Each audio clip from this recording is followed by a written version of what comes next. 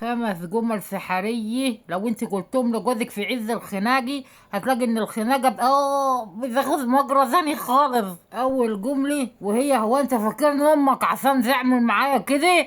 طبعا انت في اللحظة دي بتفكريه ببر الوالدين، بتحسسيه ان انت حاسة مش ناسية الترابط الاسري في عز المشكلة القائمة في اللي هتحسوه. في بعد الجملة دي بقى هيحصل فيك ايه. تاني جملة بقى اللي هي بتاعت: هو انت مش كنت عامل فيها راجل اما رجعت في كلامك ليه؟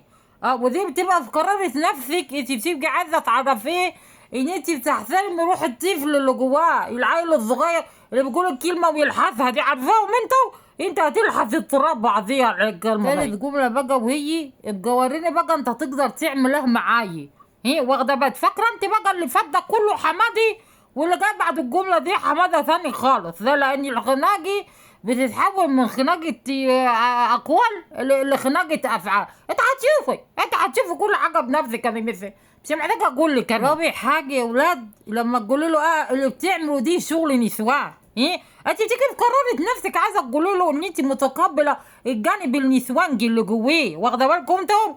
اللي هو بيفهمها بمفهوم تاني ومنطلق تاني، وبتبقى خناقة نسوان بعد كده. انت مش زي قطع غير بني ادمين بتترمى في مكان ما انتيش عارفه دي بتاعت مين ولا جايه فين ولا رايحه منين ولا لا. هو مرار اسود بعيد عنكم. خامس جمله بقى يا اولاد والاخيره ودي اهم واحده فيهم، اللي هي بقى لما تقولوا له: انا عمري الاكس بتاعي ما كان بيعمل معايا كده. انت بقى دلوقتي انت بتحطيه في المقارنات، لاجل خاطر ان هو يعني يكتشف جواه مهارات جديده ويطور ويحسن من نفسه. انت في الوقت دي ممكن تكتشف ان هو بقى فجأة لاعب بوكس محترف في محاربة التيران، واخده بالك؟ ممكن يبقى لاعب كمال اجسام، ممكن يبقى يعني بيطير في الجو وبيطلع من بقه شم. يعني اللي واخده لي بالك وانت تقولي بس الجمل دي، وان شاء الله نتقابل في محكمة الأسرة بس يكون معاكي محامي نظيف شوية.